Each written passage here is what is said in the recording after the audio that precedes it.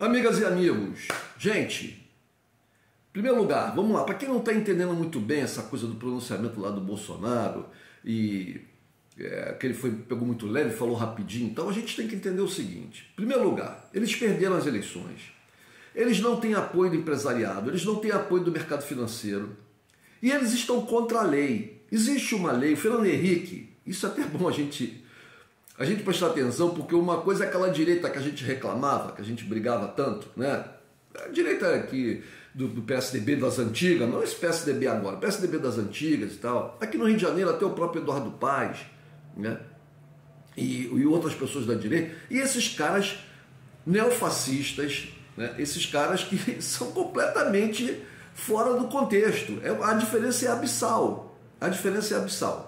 A gente está tendo saudade daquele tempo. Então vamos lá. No governo Fernando Henrique Cardoso, ele promulgou, na verdade ele foi uma medida provisória. Uma medida provisória que depois se transformou na lei 10.609, que regulamentava a coisa da passagem de governo. Então foi criada a figura do ministro extraordinário, que no caso agora do governo Lula, foi indicado o próprio Alckmin para ser o ministro extraordinário dessa passagem de governo. Ele pode criar 50 cargos, né? Quer dizer, isso tudo está na lei, isso tudo foi colocado em lei. Se o Bolsonaro se nega a fazer a passagem do governo, ele está incorrendo em mais uma ilegalidade, né? Mais um crime, além dos que ele já cometeu e tem processo e vários processos contra eles. E esses caras que estão junto com eles, desculpe, até os militares, né? Braga Neto, próprio Mourão e tal, eles sabem. Gente, vamos pensar, vocês se lembram daquela foto da Dilma? Aquela foto famosa, ela sentada, ela uma garota de sei lá quantos anos ela tinha, acho que de 20 anos, acho que não tinha nem 20 anos. Ela sentada e os militares em volta dela, que estavam julgando ela, todos com a mão no rosto. Sabe por que esses caras estavam com a mão no rosto? Porque eles sabiam que eles estavam contra a própria lei do país. Contra a própria lei. Eles temiam no futuro, algum tipo de ação contra eles. Eles são covardes. Então é a mesma coisa esses caras de agora. Eles tiveram que dar um passo atrás porque eles não têm apoio, mas eles querem tumultuar, eles vão tumultuar. Mas eles não querem que exista uma prova concreta de que eles estão por trás desses tumultos. Então eles colocam essa gente, esses fanáticos idiotizados, né, com bandeira do Brasil, não sabem nem o que é nacionalismo, eles não sabem. Eles não sabem.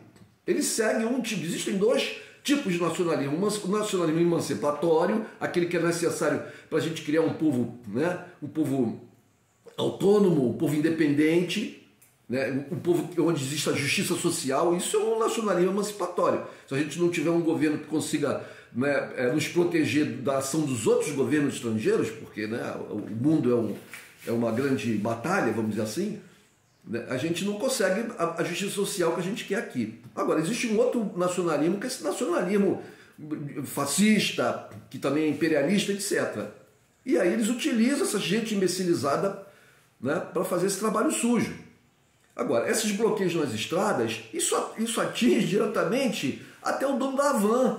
Ele não quer isso, porque se isso continua, acaba atingindo, ele não consegue ter mercadoria na loja dele, isso vai dar prejuízo para ele. Eles não querem isso, esses empresários, os financistas, não querem isso. Então o governo do Bolsonaro e esses golpistas, eles perdem apoio. Os governadores são pressionados, mesmo os governadores de direita, são pressionados pelo seu empresariado lá, né? E para reprimir. Eles vão manter ainda porque a loucura dessa gente é muito grande, a loucura é muito grande, né? Existem indícios de que setores do governo tenham dado apoio, é aquilo que eu disse, eles vão dar apoio de forma escamoteada para que depois eles não possam ser responsabilizados, mas vão acabar sendo, né? Como foi o caso da Polícia Rodoviária Federal, né? Que fez bloqueios, né, na eleição. O próprio Exército, o grupo do Exército estava lá em Niterói, na Ponte Rio-Niterói. Essa gente toda vai ser responsabilizada, mas não vai ser fácil, vai ser uma batalha jurídica. O Bolsonaro, ele quer se manter, ele quer preservar a si, os seus filhos e esses apoiadores mais íntimos das ações judiciais que vão ocorrer. É o que está acontecendo nos Estados Unidos, é a mesma coisa, gente. É a mesma coisa. O caminho vai ser o mesmo. Agora, não pense que depois da eleição, chegou no dia 1º de janeiro, que o Bolsonaro vai preso. Não é assim. Não vai ser assim. Isso vai levar um tempo. Penso eu. Posso estar enganado, mas isso vai levar um tempo. Mas conforme ele vai perdendo o apoio que ele tem, uma vez que ele está no governo, né, isso vai se desmontando como um castelo de cartas. Mas não vai ser sem luta. Não vai ser sem luta. Mas volto a dizer, eles não têm aquele apoio necessário. Nem mesmo os militares, essa força, nossas Forças Armadas, que são uma piada. Eles são uma piada. As Forças Armadas brasileiras não têm condições, né, como força militar, eles não têm condições de dominar o Brasil. São 300 mil homens, uma população de 215 milhões de habitantes, o país é gigantesco. Por isso que algumas pessoas falam que o Brasil é um país que não pode ser invadido. É difícil. Você veja, por exemplo, o trabalho que a Rússia tem lá na Ucrânia, que é um país muito pequeno, e a Rússia é muito poderosa militarmente. Não é fácil, o Brasil é um país gigantesco. Mas essas Forças Armadas, eles podem criar, eles podem incitar grupos, eles podem amedrontar as pessoas, né? Muito pelo medo, né? E podem fazer ações subterrâneas. Eles têm setores de inteligência. Nós temos que criar outras Forças Armadas. Infelizmente é isso. Um governo brasileiro que seja de esquerda, ou que seja de centro, que seja minimamente nacionalista emancipatório, que seja minimamente pela justiça social, vai encontrar junto às Forças Armadas um antagonismo. E aí nós precisaríamos encontrar forças no Estado para criar uma força militar que se opusesse a essa força. A gente não pode destruir as Forças Armadas como ela existe, Marinha, Exército e Aeronáutica. Não podemos fazer isso. Mas nós podemos criar um contrabalanço ali para que eles não se sintam à vontade para fazer o que bem entendem. Mas voltando lá, gente, Bolsonaro, quando faz aquele discurso, primeiro porque ele é um imbecil, ele não consegue falar muito porque ele é um imbecil.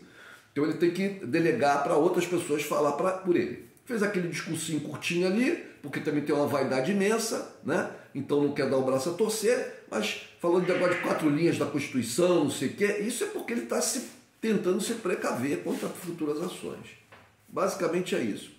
A luta continua e eu tenho certeza que a gente vai ter alguns percalços aí, mas tudo vai se encaminhar, até tem questão de apoio internacional. A vinda do presidente argentino aqui, logo no dia seguinte, almoçando com Lula, foi uma série de questões. A Argentina está passando por uma situação difícil. Ela precisa do apoio de um país como o Brasil. Por outro lado, o Brasil também precisa do apoio da Argentina. A gente, para agir no mercado, no contexto internacional, o Brasil sozinho é uma coisa, o Brasil aliado com países aqui da América do Sul e outros, né, é outra coisa. Então o bloco do Mercosul, tudo isso tem que ser fortalecido. A gente tem que voltar lá o que foi feito, o que foi destruído. Lembremos que quem criou o Mercosul não foi nem o Lula, foi o José Sarney. O José Sarney junto com o presidente da Argentina da época, o Alfonsín. Foram eles que começaram a coisa do Mercosul. Foram eles que se aproximaram e acabaram com a rivalidade absurda que havia entre Argentina e Brasil. Existia até programa nuclear de cada um país querendo desenvolver a bomba atômica com medo do outro, né? E isso era de interesse de quem? Dos norte-americanos, né? O famoso lema, dividir para reinar. Então, Alfonsín e Sarney se juntaram primeiro, acabaram com essa rivalidade imbecil militar que havia e criaram o Mercosul, né? Isso foi dando continuidade, passou pelo governo Fernando Henrique e tal, que teve uma coisinha, ficou meio iludido com a coisa da ALCA, com a proposta americana de ir lá para a ALCA, mas não rolou. E no governo Lula houve uma aproximação muito forte, Lula deu uma fortalecida na coisa da união aqui da América do Sul, né? Aquilo foi demais, cara, demais, né? Mas depois vieram destruindo tudo. Então a gente vai ter que retomar isso. Foi muito importante essa vinda do cara aqui, do Alberto Fernandes aqui. Apoio internacional, né? No sentido de apoiar a candidatura, de reconhecer os governantes do mundo inteiro que mandaram congratulações para o Lula. Tudo isso importa para que esses golpistas de merda percebam que eles não têm espaço. Então eles vão dando passos atrás, mas eles continuam jogando as bombinhas deles. A gente vai ter que encarar isso por um tempo. Então esse encontro do Lula com o Fernandes vai ser muito bom, é bom para a Argentina, é bom para o Brasil, é bom para o Lula, né? E vamos para frente, né? Que a batalha está aí na frente da gente. A luta continua. Um abraço.